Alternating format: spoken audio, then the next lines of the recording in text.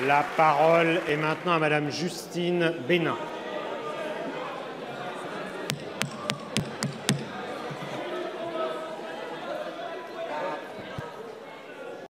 Monsieur le Président, mes chers collègues, Monsieur le ministre de la Transition écologique et solidaire, depuis plusieurs années, les Antilles et la Guyane font face à des vagues successives d'échouages d'algues sargasses sur leur littoral.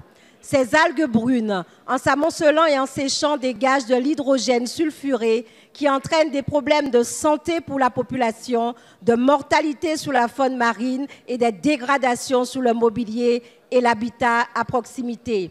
Ces jours-ci, nous subissons une invasion sans précédent dans l'archipel de la Guadeloupe, de la Désirade aux Saintes en passant par Marie-Galante. De nombreux établissements scolaires sont délocalisés par précaution après la multiplication des malaises. Des entreprises sont au bord de la faillite et une grande partie de l'économie touristique en est affectée.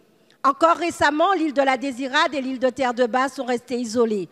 Aussi, mes chers collègues, en dépit de leurs conséquences dévastatrices, l'échouage massif des algues sargasses n'est toujours pas considéré comme une catastrophe naturelle.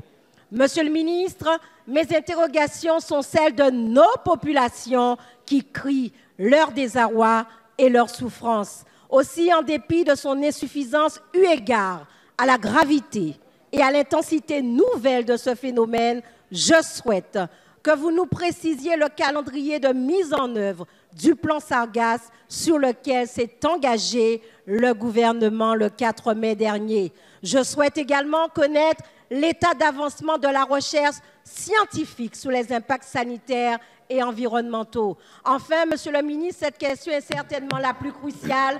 Le gouvernement est-il prêt à franchir un pas historique en reconnaissant l'état de catastrophe naturelle et ainsi apporter une réponse à la hauteur du défi qui s'offre à nous. Madame la députée, la parole est à Monsieur Nicolas Hulot, ministre d'État, ministre de la Transition écologique et solidaire. Merci, Monsieur le Président, Mesdames, Messieurs les députés, Madame la députée Justine Bénin. Vous avez raison de le souligner, cette invasion des sargasses est une calamité supplémentaire dont les Antilles se seraient bien passé et dont nous n'avons probablement pas ici en métropole pris toute la mesure. C'est la raison pour laquelle, avec Madame Girardin, je me rendrai aux Antilles dans les plus brefs délais.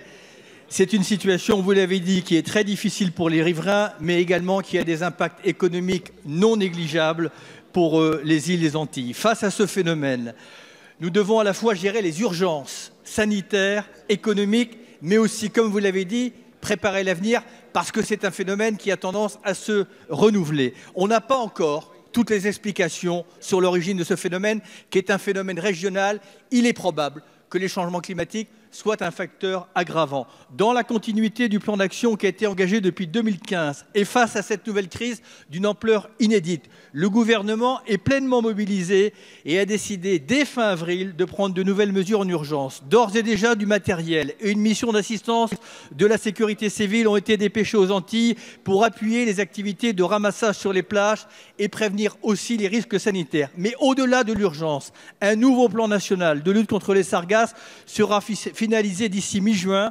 Annie Girardin, Gérard Collomb, Agnès Buzyn et moi-même pilotons la mise en œuvre de ce plan. Nous avons d'ailleurs une nouvelle réunion du comité stratégique demain sur ce sujet. Notre priorité, c'est que chaque territoire soit doté d'un plan très opérationnel. Ce plan d'urgence locale instaurera une procédure réactive en cas d'échouage en coordonnant l'utilisation des moyens humains et des matériels disponibles. Concrètement, ces plans seront adossés à un fonds de 3 millions d'euros de crédit d'État. L'ADEME lancera un appel à projet pour au moins 1 million d'euros. Et je sais aussi, vous l'avez dit, que les dispositifs d'assurance publique et privée ne sont pas adaptés à cette situation. La parole est à Monsieur Guy Bricout.